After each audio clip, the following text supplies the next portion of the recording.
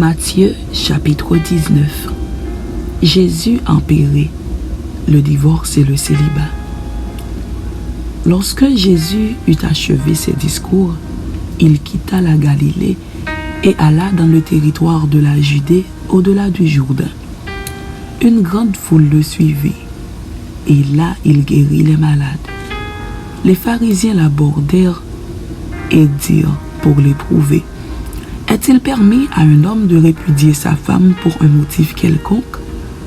Il répondit: n'avez-vous pas lu que le Créateur au commencement fit l'homme et la femme, et qu'il dit: c'est pourquoi l'homme quittera son père et sa mère et s'attachera à sa femme, et les deux deviendront une seule chair. Ainsi ils ne sont plus deux, mais ils sont une seule chair. Que l'homme donc ne sépare pas ce que Dieu a joint.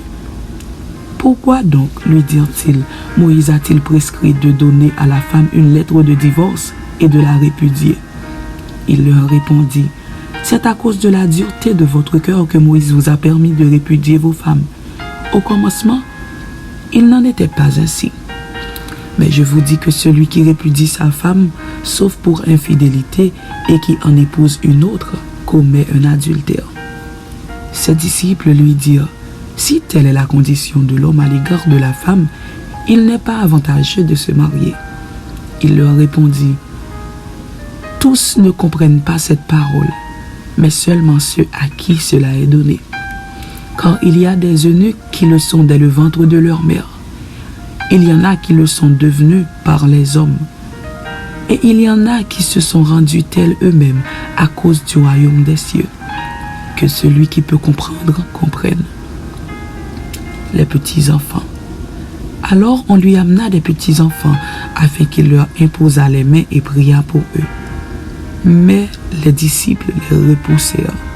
Et Jésus dit: laissez les petits-enfants, et ne les empêchez pas de venir à moi, car le royaume des cieux est pour ceux qui leur ressemblent. Il leur imposa les mains et partit de là. Le jeune homme riche. Et voici, un homme s'approcha et dit à Jésus: Maître, que dois-je faire de bon pour avoir la vie éternelle?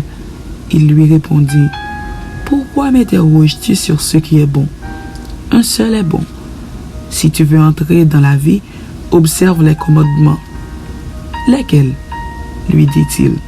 Et Jésus répondit: tu ne tueras point, tu ne commettras point d'adultère, tu ne déroberas point, tu ne diras point de faux témoignages, honore ton père et ta mère, et tu aimeras ton prochain comme toi-même. Le jeune homme lui dit: j'ai observé toutes ces choses. Que me manque-t-il encore? Jésus lui dit: si tu veux être parfait, va, vends ce que tu possèdes, donne-le aux pauvres, et tu auras un trésor dans le ciel. Puis viens et suis-moi. Après avoir entendu ces paroles, le jeune homme s'en alla tout triste, car il avait de grands biens. Jésus dit à ses disciples: je vous le dis en vérité, un riche entrera difficilement dans le royaume des cieux. Je vous le dis encore, il est plus facile à un chameau de passer par le trou d'une aiguille qu'à un riche d'entrer dans le royaume de Dieu. Les disciples, ayant entendu cela, furent très étonnés et dirent: qui peut donc être sauvé? Jésus leur regarda et leur dit: aux hommes, cela est impossible, mais à Dieu, tout est possible. L'héritage de la vie éternelle. Pierre, prenant alors la parole, lui dit: voici, nous avons tout quitté et nous t'avons suivi. Qu'en sera-t-il bon nom? Jésus leur répondit: je vous le dis en vérité, quand le Fils de l'homme, au renouvellement de toutes choses, sera assis sur le trône de sa gloire, vous qui m'avez suivi, vous serez de même assis sur 12 trônes, et vous jugerez les 12 tribus d'Israël. Et quiconque aura quitté à cause de mon nom ses frères ou ses sœurs ou son père ou sa mère ou sa femme ou ses enfants ou ses terres ou ses maisons recevra le centuple et en héritera la vie éternelle. Plusieurs des premiers seront les derniers et plusieurs des derniers seront les premiers.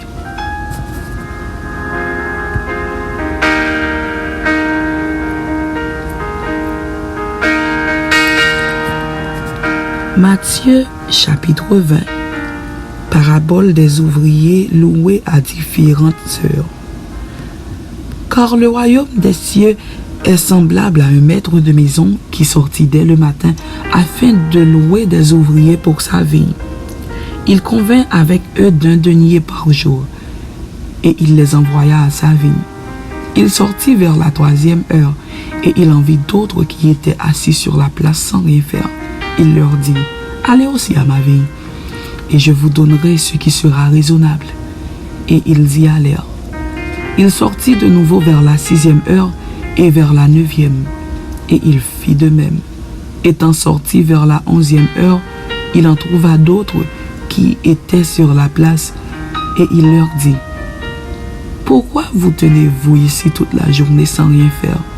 Ils lui répondirent, « C'est que personne ne nous a loués.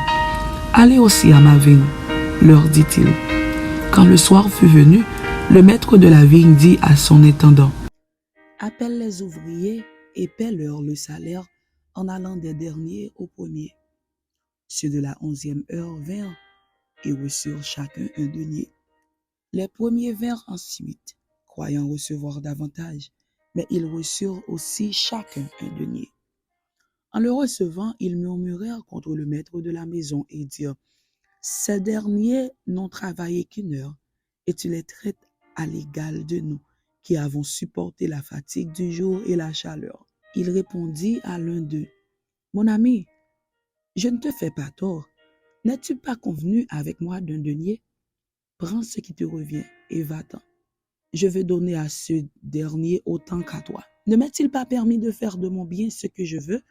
Ou vois-tu de mauvais œil que je sois bon? Ainsi les derniers seront les premiers et les premiers seront les derniers. » Jésus annonce sa mort et sa résurrection. Pendant que Jésus montait à Jérusalem, il prit à part les 12 disciples et il leur dit en chemin, « Voici, nous montons à Jérusalem, et le Fils de l'homme sera livré aux principaux sacrificateurs et aux scribes. Ils le condamneront à mort et ils le livreront aux païens pour qu'ils se moquent de lui, le battent de verge et le crucifient. Et le 3e jour, il ressuscitera. » Demande des fils de Zébédée.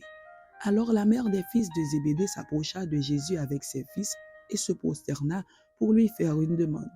Il lui dit, « Que veux-tu? Ordonne-lui, dit-elle, que mes 2 fils que voici soient assis dans ton royaume, l'un à ta droite et l'autre à ta gauche. » Jésus répondit, « Vous ne savez ce que vous demandez. Pouvez-vous boire de la coupe que je dois boire? » Nous le pouvons, dirent-ils.